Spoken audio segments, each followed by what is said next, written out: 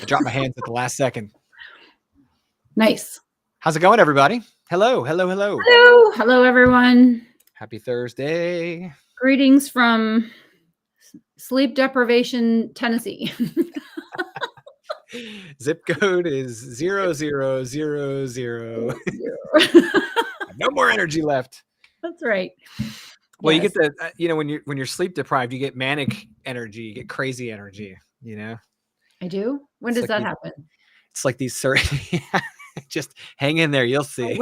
Okay. Oh, okay. You can run and sleep at the same time. I was just going to say, like, I am using my computer and my computer is charging at the same time. Why do we as humans not have the ability to go and also recharge at the same time? And I'm not talking to the people that are going to be like, well, brain science says that if you just close your eyes and breathe deeply. I know all the things. I have talked to my friends who have knowledge about sniper breathing school.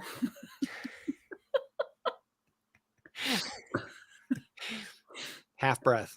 I want to know how I can recharge and be going at the same time. There's Justin. Hi, Justin. Hey, Justin. How are you? Welcome.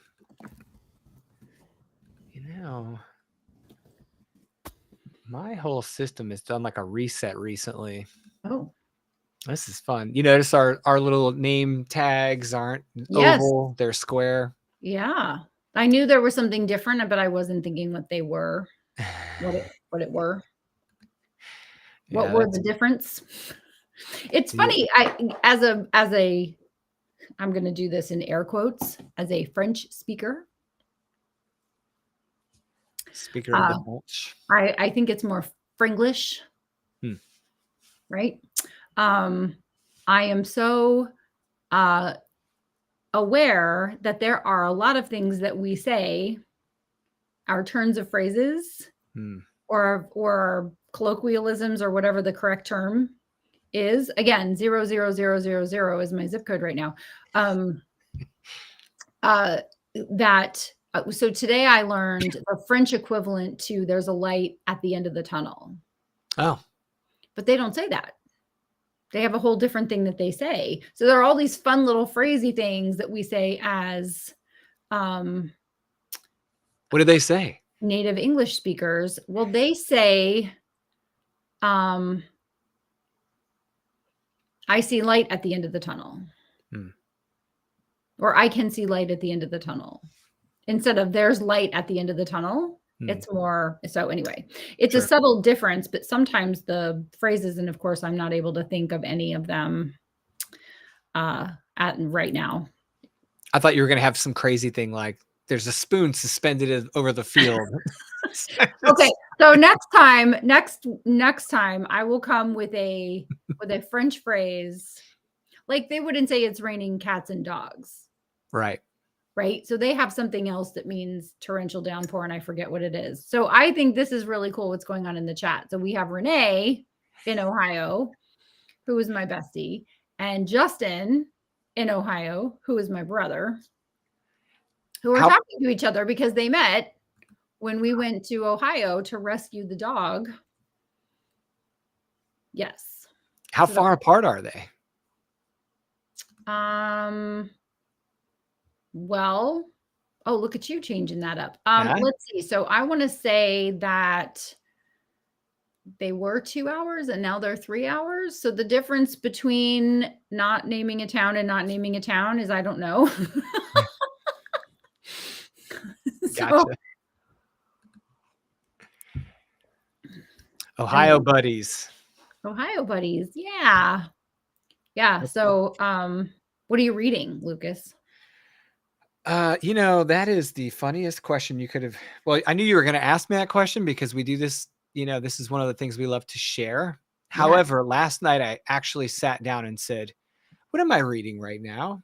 Oh. And I went, oh my gosh, what am I doing to myself? Because I had to get on Goodreads and update my what am I reading, status or whatever. Yes. I didn't do that this morning. It's crazy. I've done it again. I've taken too much off the TBR at once. So I'll keep this super brief because of that. So I'm Okay, all listening right. to The September House, which is a very creatively written fiction story about a woman who lives in a haunted house. And it's when I first saw how long this audiobook was, I was like, really? Like that's a pretty How long long is book. it? How long is it? Oh, sorry. 821 minutes. So what is that? 9 hours, something like that. Wow. But holy smokes, is this a really good book? And it's very interesting the way she wrote it. It's all first person. So Did you you're know hearing I'm interrupting you on purpose. Did you know on Goodreads your books do not show their book titles? mine. The Lucas Marino books do, but the LC Marino books just have the have the titles, but there's no book cover. That must have just happened. Oh, that they're showing up? Because I just put them in my want to read. No, it must. The covers were all there yesterday.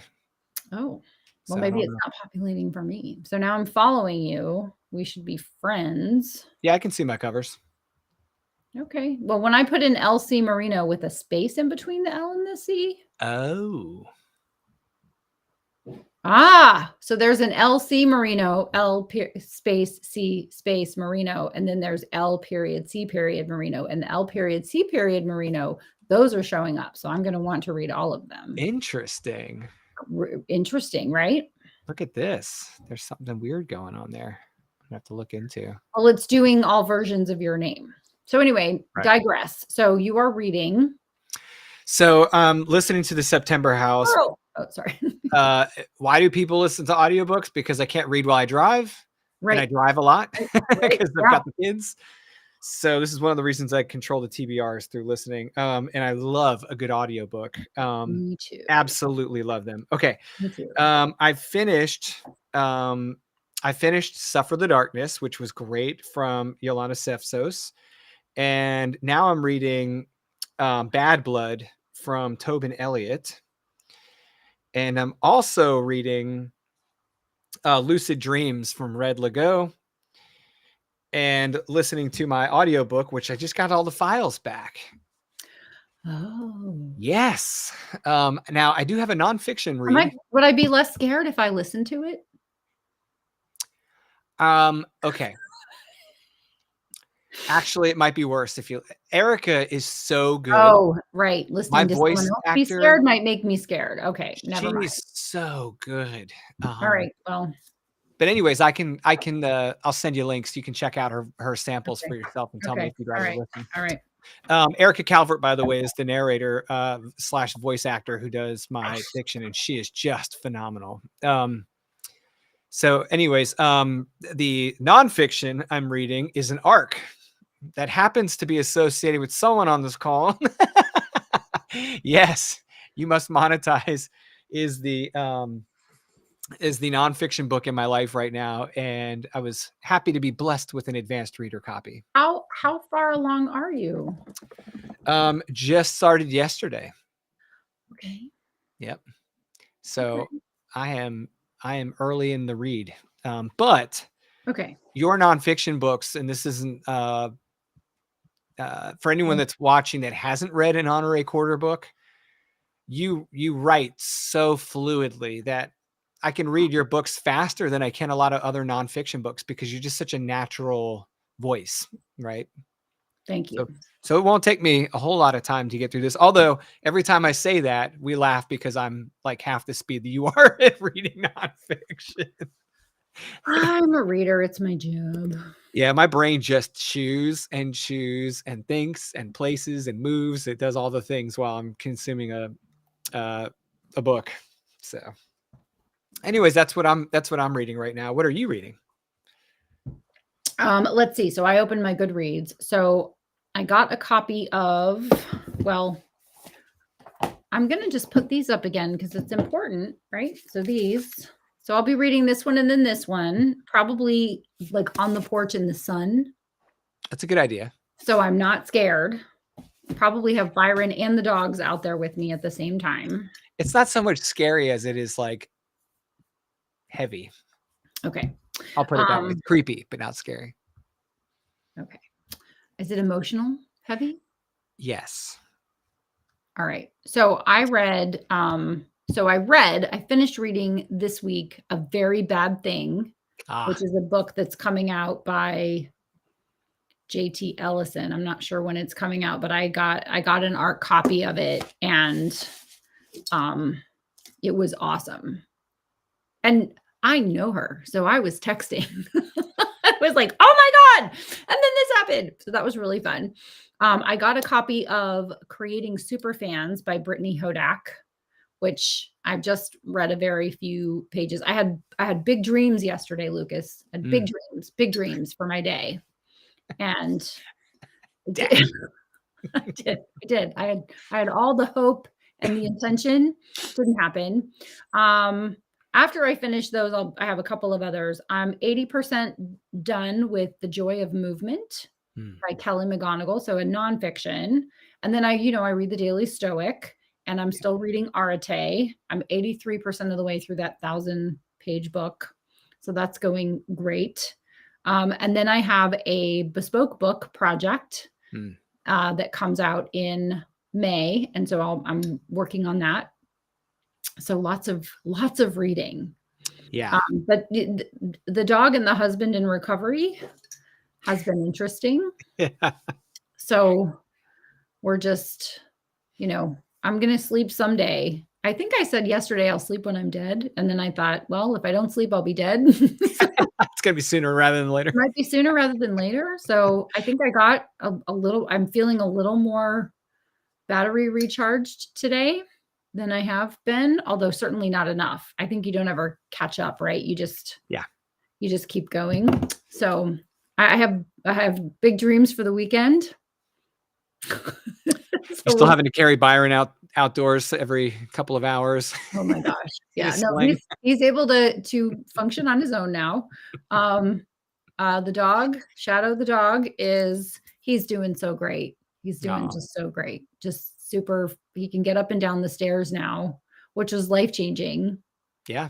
Oh, because in the rain, in the middle of the night with the lightning,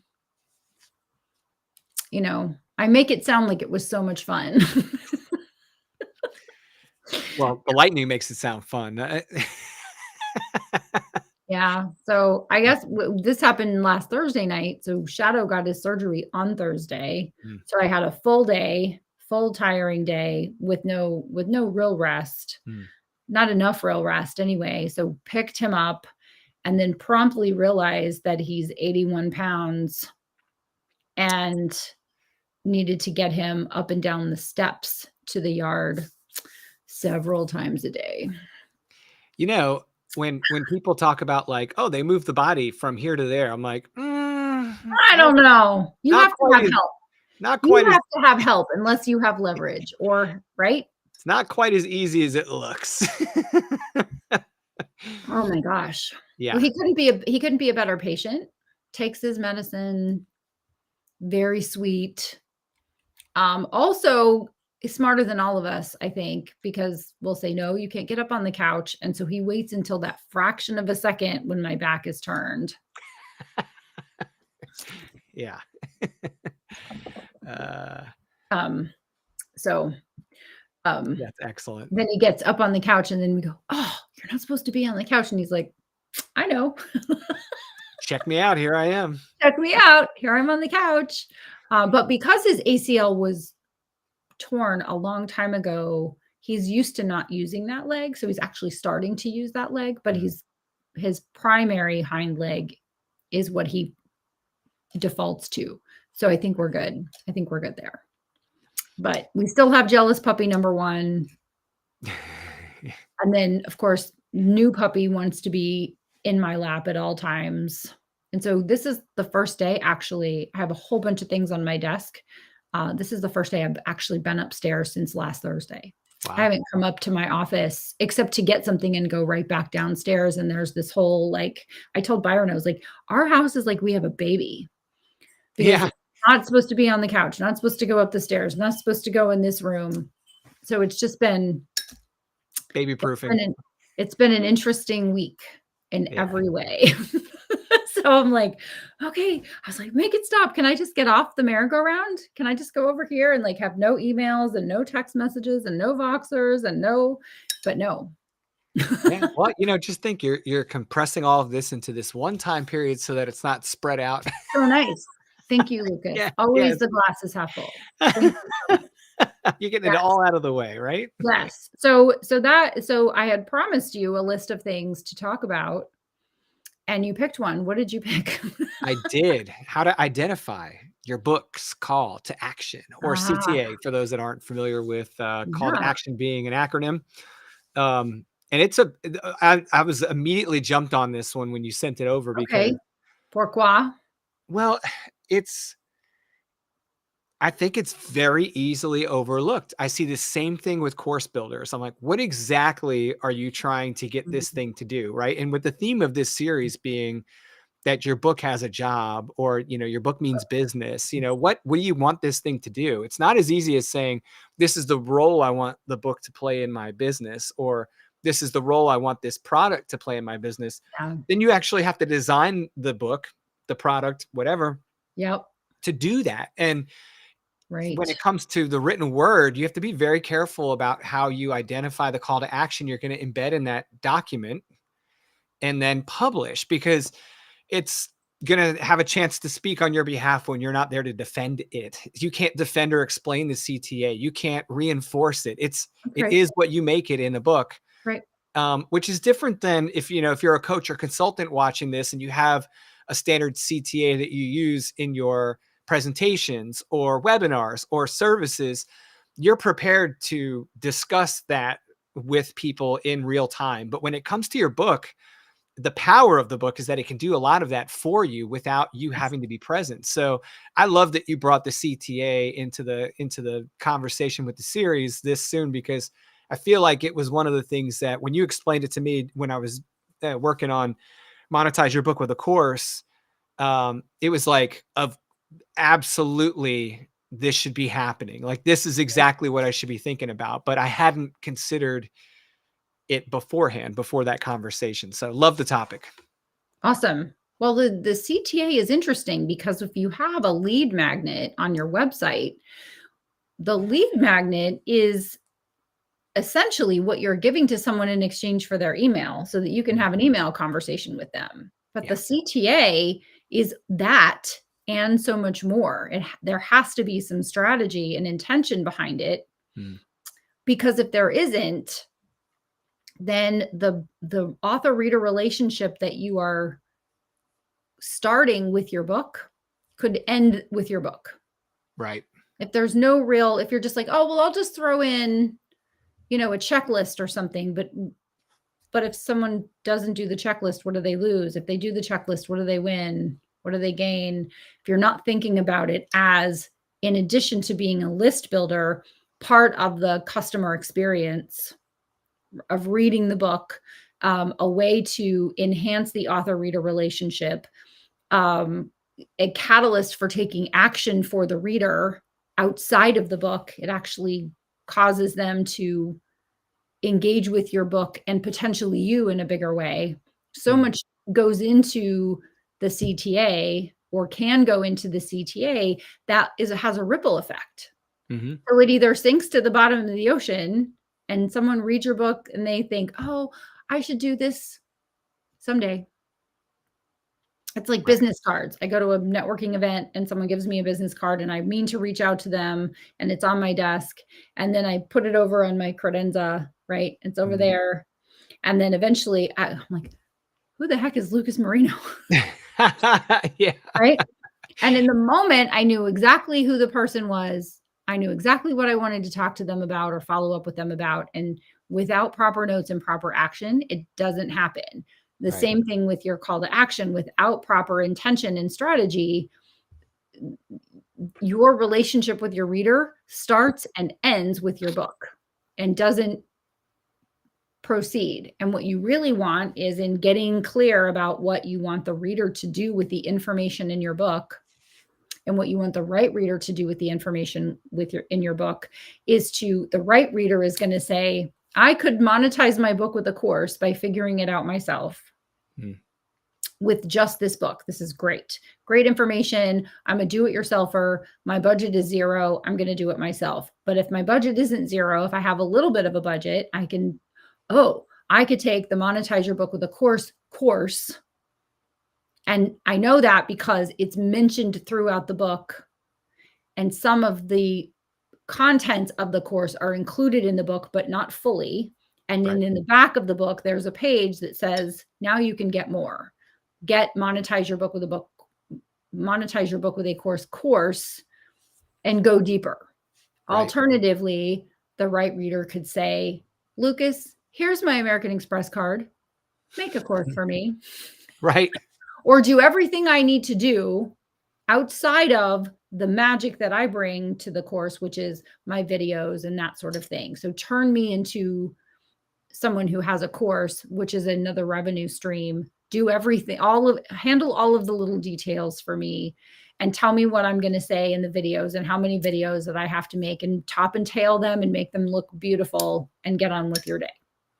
Yeah. And you also made a really good point of helping me understand, like, you don't want too many calls to action, right? Like if you have too many CTAs, they'll do nothing. They don't know where to go because you're trying to send them everywhere at once. And you and I have done an episode. For those that are watching that aren't aware of what I'm talking about, I was really keen on using the book resources, or, as a call to action, just to get people over there to get a bunch of useful tools, templates, checklists, recommendations, all the things.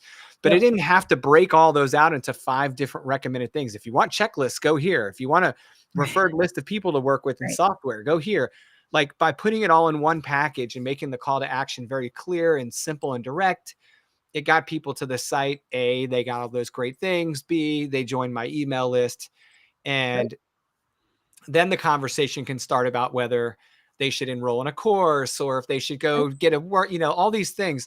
And I really love that you differentiated that in the book for me, because it doesn't mean I can't mention the courses. It doesn't mean I can't mention the workbook. No. It's just that they have their specific place in the book. So in the body is one part of it, like in the text itself. And then in the back matter of the book, there's a whole nother section for CTA. So can you talk a little bit about putting CTA in the body of the text versus the back matter? Sure. So when I talk about a tool, and I'll use You Must Market Your Book as an example because it just came out. Did I show this last week? Did I have this last week? No, you didn't. No. Okay. So in German, just got 6 copies. If you're a German speaker and you want one, or more specifically, if you're a German reader, you want one and you're in the US, just send me an email and I will send you a copy. And it would be so cool to hear what you think. When I used a tool, so let me open this up. I'm curious to see what they did. Oh, so cool. So they turned the book marketing matrix into a book marketing matrix, and it is in German. Which is cool. So I can't, look, podcast in German. The joys of inventing a word. I am German. I am speaking German. Podcast. iBook, Kobo, all German. Did you understand me? I did. Apparently we both speak German. Yeah. So good. So when I talk about doing the book marketing matrix, I will say, get the book bonuses at the website, and then / and then book bonuses for that book, right? That allows me to say, I'm going to give you my example and a blank one for you to use, but I'm not saying URL / matrix, right? Because then I have to create all the URLs. In the interest of simplicity and ease, I have found that the easiest thing to do is to share the tools that you are educating your readers about in your book bonuses, and to just repeat that one URL throughout the book. So it's lucasmarino.com/course bonuses or something like that, right? Whatever that URL is. And then every time you give away a bonus, you're putting it in the book bonuses. And I'll go one more and just say, when you create book bonuses, don't send people to a URL to find the bonuses. I did that for my first 30 books or so. And then I was like, oh my gosh, if I keep writing books, I'm going to have to keep having book bonus pages over and over again. So I'll put all the bonuses on one page. And then it was like someone would go to the bonuses page and there's a lot of bonuses on there, which can be confusing. And in the interest of my sanity, I haven't gone back and edited that. But what I started doing a few years ago was with every book, if someone opted into the book bonuses, they would get that book's bonuses as an autoresponder email. So they sign up, they confirm their email, and then they get an email with all the bonuses in it, which allows me to update the bonuses because all I have to do is update the email. So they get that email, the bonuses are included in there. They can click on them. I can attach them as a PDF. I can link to a PDF in Dropbox, whatever your, pick your poison, right? Just make it simple and think really long-term about it. So you want the bonuses that are included in the book to be reference material for the reader. Gotcha. The call to actions in the back of the book, at least in my opinion, are for people to continue that relationship with you. What are the other ways they can continue the relationship? So for You Must Market Your Book, you can get I Must Market My Book workbook, where there's a picture of it, or you can buy Book Marketing Mastery, that course. And there's information about that or just all of the courses, right? So I just tend to opt to I have lots of courses. Go look at the courses and see what works best for you. If you want to do book marketing, obviously you want to find the course on book marketing. However, I learned from my friend Lucas about courses that you can bundle courses. And so talking about the bundle is actually better because a lot of times people say, oh, I want the bundle, and they realize, or they want a course and they realize, gosh, I could do so much better if I have the bundle. I would have a complete array of information. I could take the 100 course, the 200 course, and the 300 course and get them all together. And I'm not piecemealing. I have all this information at my fingertips right at the same time. Saves the money. Yes. And also, yeah. I mean, if you're going to end up running down the full road anyways, save your money up front. Well, and it's all part of my bossiness, right? You must write a book, you must market your book, and ultimately you must monetize your book. Or you don't have to do any of those things. Or you can just write it and then be disappointed with its performance, which is most likely what's going to happen if you don't market it. And you'll miss out on it fulfilling its potential if you don't monetize it. Right. So I love that you brought up links. I love that you brought up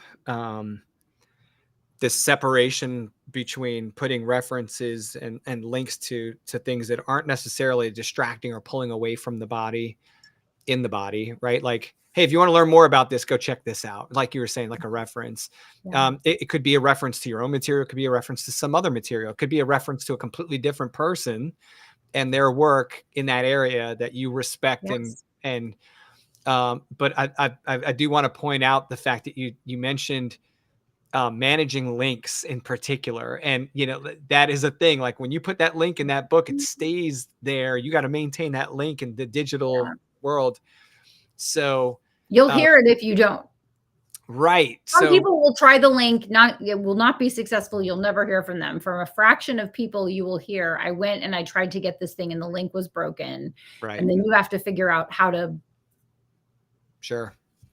Yeah. So, I mean, there's a responsibility there when you're building that into your text, that you are obligating yourself to maintain that link. Pretty much as long as you think that book's going to be in circulation and doing its job for you. So that's cool. And I want to ask your opinion about using things like Linktree links or books to read links instead of direct links to websites. So like if I'm going to put a CTA in my book and it's like, hey, you want to check out the rest of my catalog, go here. I guess the options are like point them to your website where you can list everything, Yeah. But people are really commonly using these Linktree links and all these things because it's really easy to share on social media. Do you recommend using those in your books? I don't, because you don't own Linktree. Right. I would say to hesitate to point them anywhere you don't own, that you can't update later. If I point you to my website and Linktree goes away, I can say visit my website for, as the hub for everything. And on that, I can say, here's a Linktree that'll take you for all the things. Right. But if Linktree goes away, if Instagram goes away, if Facebook goes away, if MySpace goes away, Is it still there? I think it's still there. I think it's still there. If Twitter becomes X, Right. so if you're sharing all of those links in print, you run a high risk. And I'm just wanting people to look at it. My hindsight is your foresight, right? So at the end of the day, the mistakes that I've made that I still get emails about, but you said this course was at this link and it's not there anymore. And it's like, you're right. Here's the link. Right. Also, my apologies, right? I didn't know then what I know now. So this is why I'm talking about it for anyone who's watching who hasn't written their book. When you put something in print, it's in print forever. Right. You can change the ebook, you can update the print files, and the new books will have the correct information in it, but the old books will not. And the old books are still discoverable, which is why you become an author in the first place. Why you share information in the first place is because it lives forever and it establishes you as an authority. So when you're crafting your book and you're thinking about what's my call to action, think about what could be possible in 10 years. What could be possible in 10 years is you're still going to have access to your website. You're still going to have your website. Now, once upon a time, I had a different last name, and my website was just thatlastname.com. Oh. Also a challenge. So, and I know there are lots of, specifically more with women. Women are more inclined to change their surname when they get married and get divorced. And so that is also something to consider. Right. So this is it. This is my name forever. We're not making a change. So even if Byron runs off, into the woods with in the woods or with a young Southern belle, right? I'm like, I'm not changing my name, and he can hear me. So just warning, this is it. So, but you want to think about that for the long term. A lot of times people ask me, do I do a URL that's my book title? Or do I use my name or my business name or whatever? And you have to think about, if I use my business name, will I ever sell my business? And if I sell my business, am I selling the assets of my business, including my book? Right. Or am I directing people now to a business that I can't rep what they're doing. I can't, stand by the quality after I sell it, like all the things that you just don't have control over. And yeah, I wasn't expecting you to bring that point up, but I'm happy you did, because I've had friends that sold businesses and they weren't happy with what was happening with that business afterward. Let's just put it that way. Right. But their name is all over the front of that book. So that's a really good point that I hadn't considered. Yes. So if 10 years from now, I'm still going to have honorecorder.com, and unless I'm dead, I will, or someone will have it. Someone will be like, I'll maintain it. Send me that cash money. Here's the new bank account. Yes. Here is the new routing, banking information. So looking 10 years into the future, and this is how I look at everything that I create now, is what's going to be happening 10 years from now. What's the platform I'm going to be using? What am I going to have control over? What would I be able to easily update? I'm easily able to update the contents of an autoresponder email, regardless of where it comes from. Right. So honorecorder.com is the same. Am I still going to be using ConvertKit? I don't know. Am I still going to be using Thinkific? I don't know. Hopefully they're both still around, and ConvertKit is easier for me to understand. So maybe 10 years from now, I'll be like a ConvertKit master, right? Be like, this is easy. Why did I think this was hard? And all of that, but I can control the autoresponder email and the contents of it. So when I took a minute to think through the long term, it's like, here is what I know is solid. Here's what I know is going to stay the same. Here's what could change. How do I work around that?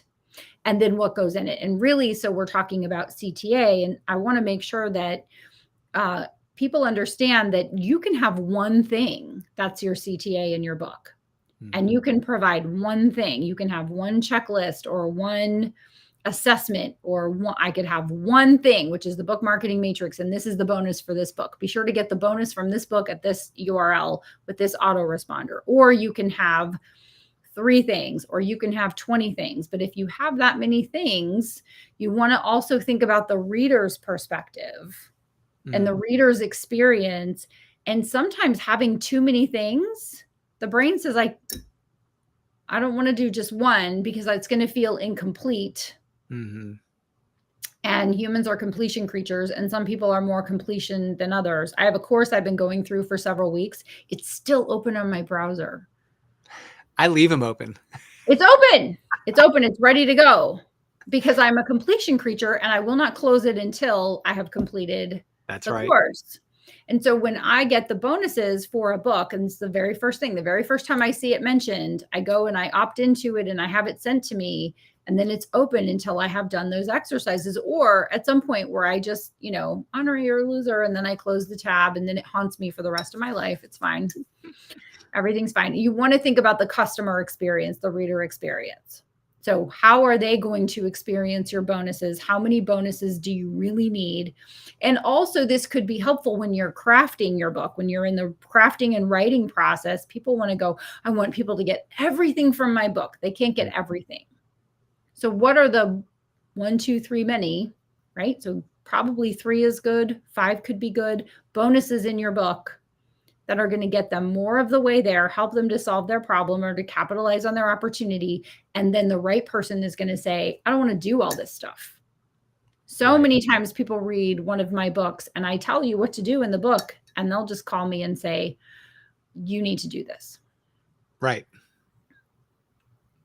Which is, I mean, that to me is a great investment for both people. Yeah. Yes. Which is one of the goals of the book, is to help people to solve their problem, or to let them know I can solve their problem for them. Right. Yeah. Love it. Yeah. So I wrote a couple of notes down because I love that you mentioned, like having one strong call to action. One of the big differences for me, I think, moving from writing in the nonfiction space to also writing in the fiction space, was that when you move to if you move between those spaces, so if anyone here is watching and they're thinking, well, this is great, but I want to write fiction, why does this even matter to me? You still need to you're still running a business. You still need to have in the back of your book, you still need to have a direction to the reader where they can find you, they can find the rest of your work, they can find places to do certain things in support of both their experience and your ability to provide them with more experiences in the future by feeding, because you do have a business, whether you want to or not. I know that on the art side, some people are like, oh, it's about art. It's not about the business, but then you got to sell the books, dude. So what I've kind of learned with the fiction side was that there was less tolerance for more CTAs.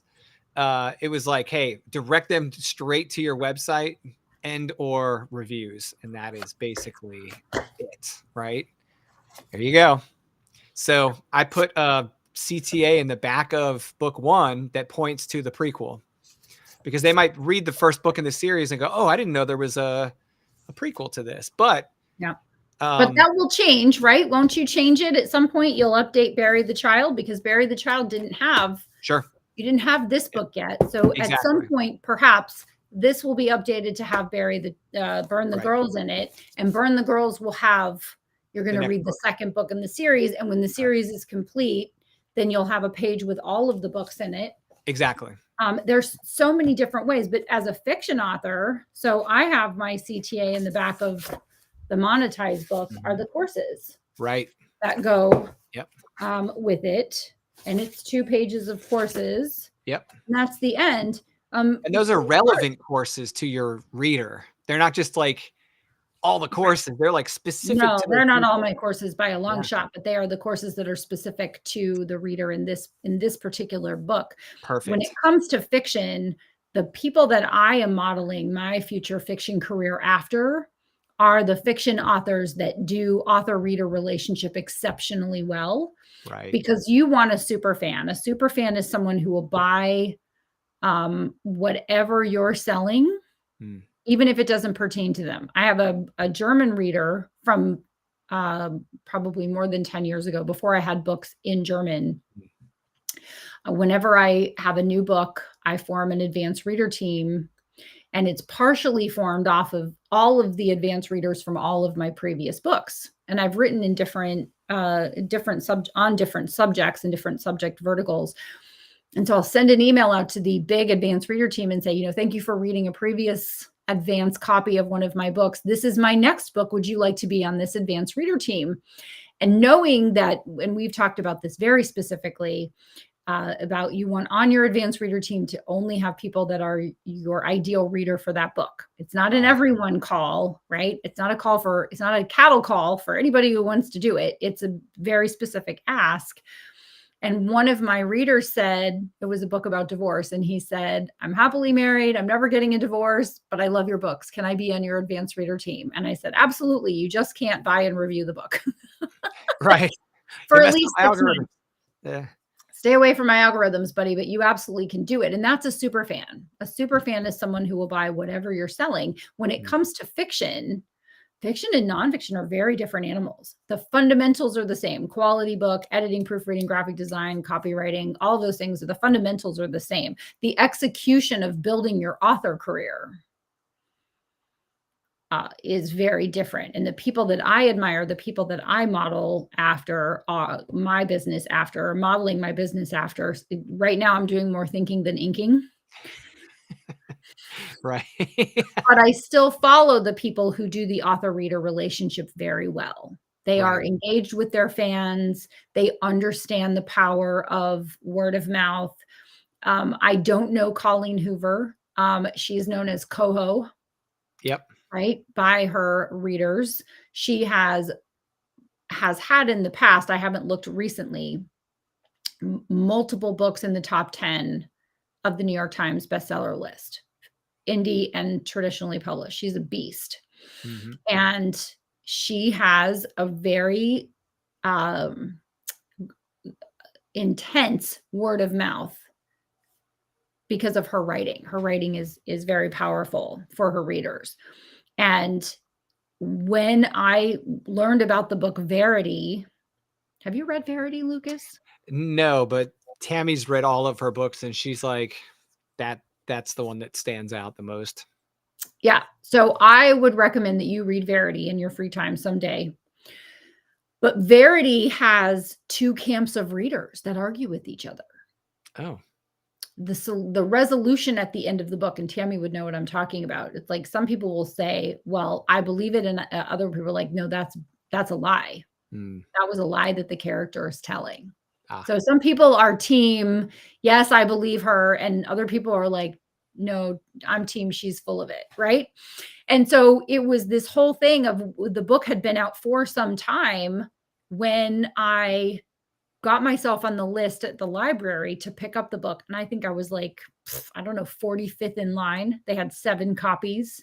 That many people in my little county on earth, right, wanted to read this book. And so when I went and picked up the book, I just was like, oh, I'm just going to crack it open at 5. So I went and picked it up at 4:45, and I remember the specific, I was on the couch at 5. And I remember at some point Byron saying something to me, and I was like, just a minute. And at 9 o'clock, I finished the book, and I was back at the library when it opened the next morning. I understood why I had moved so quickly from 45th to 1st so I could pick up the book. Wow. And I went back in, and the librarians were like, was it that good? And I was like, you got to read it. It just grabs you. It's exactly what you want out of a suspenseful thriller. Wow. It's for it to just grab you. But also when people were like, well, what should I read? I'm like, you got to read Verity. And here I am. I think it's been a year and a half or so since I read it. Here I am saying, you still have to read Verity. Another book like that for me was Behind Closed Doors by B.A. Paris, a thriller writer. And these authors also do building their author community very well. You want your first 100 readers and you want your 1,000 true fans. You want the people that just think that what you do or what you write or what you produce is the thing that they need. Or as one of my clients, every time I talk to him, I call him up. He's been a client of mine for 10 years. And when I call him, he goes, "Where have you been all my life?" He's just a super fan, right? He's just like, I still talk about you. I still do things that when we were coaching together, I still work on those things.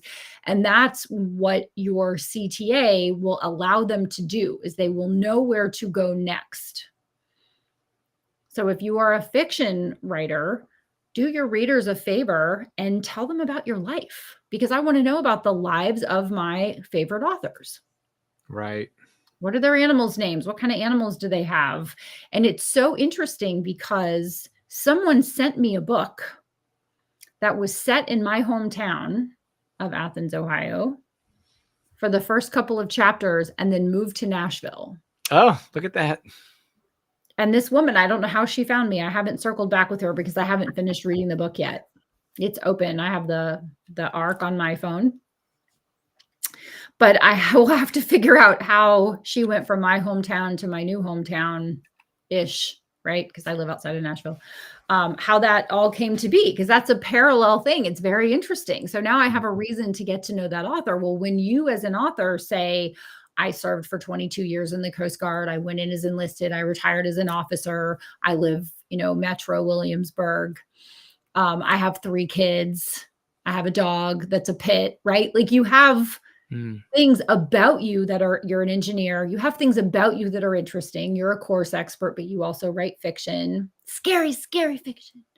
But it's things that are interesting to your readers. And your readers, when I was, until I became an author, really, I didn't really think that authors were people you could ever get to know. They were in this other I can see that world, right? Yeah. And then when I realized that Robin Sharma, who wrote The Monk Who Sold His Ferrari, was like still an author that was alive and young enough that I could sometime talk to him, I was like, what? That's so cool. And that I could get on the email list. So I subscribed to several authors' email lists just to see what they're talking about. And most of the time, it is not really about their books at all. They mention, oh, and by the way, I have this new book coming up, or I published this book, or I finished this book. But really, I took the kids or the dogs to the shore or to the beach for spring break, et cetera, et cetera. So in fiction, also in nonfiction, letting your readers have a line of sight to who you are as a person is very helpful when it comes to your CTA. Gotcha. Including you and your personal self as much as you feel comfortable sharing. As I am a private person, so as much as I share, there is 10 times that I just don't share publicly in my newsletter, but I do share a lot of things. And it's interesting because in my weekly newsletter recap, so I have a daily newsletter and some people only get that on Saturday, I've had enough people asking about the dog that I have a Shadow update in the newsletter. Just tell me about Shadow. How's Shadow doing?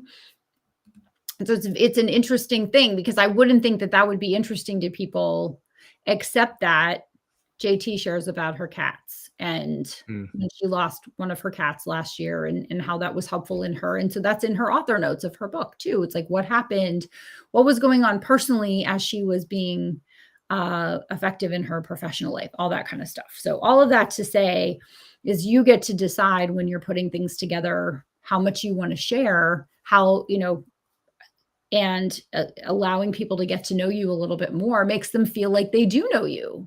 Right. Yeah. Yeah. No, I mean, it's true. I mean, and to your point, the more you can do that in one place, the more concentrated your CTA can be, and the easier it is to kind of manage all of that. And that's hard to do. I mean, because sometimes we start wide and get narrow. Yes. And it can be hard when you're writing your book at that point in time. Are you everywhere you got to kind of pick where you want to direct people without trying to send them to 4, 5, 6 different places. It's different if you want to share different products with them. But all roads should lead to your site. If you don't have a good answer for anything else, like you said, your website, because it's what you own and manage. Right. And who knows if those other things are going to be around. And I feel like, at least in the fiction space, it's starting to, well, maybe not starting to catch up, but it's starting to align more with the nonfiction author careers, where people are managing their accounts on their sites a little bit more than they perhaps used to. Yeah. Although some of the interactive elements, like you were mentioning, there's certain authors who have a lot of like direct customer interaction and engagement. They're using different platforms for the technology to help facilitate that, like Discord rooms or Ream for fiction. And they're trying to use that for essentially what is community building. And so I think there's also a more modern problem than maybe it was 30 years ago. Right. And it's not a problem. It's just something you have to really think about. Is like, if I'm going to send people to one place to interact with me the most, where is that? Am I going to send them to my community? Am I going to send them to my Facebook group? Am I going to send them to my website? I still think in all cases, it's best, probably, unless you have a really strong argument to not do this, it's probably best to send them to your website and then farm them out from there if you need to. Yeah, because you just don't own anything else. Yep. I mean, Facebook could close your group down for something and you don't have or control your page or your access. Yep. I mean, you legitimately own two things: your email list and your website. Those are the two things you own, and any intellectual property that you publish. Right. But maybe it's a conversation for another day, but it's like, should we publish wide or should we publish monogamous to one platform? Amazon being the logical choice, but does that make sense? Why or why not? And how do you think through that? And there are people who will die on one hill or the other, and there isn't one choice. Right. There are two choices. You either are monogamous to a platform or you publish wide. And why or why not? It depends on the strategy of the book. Yeah. Yeah.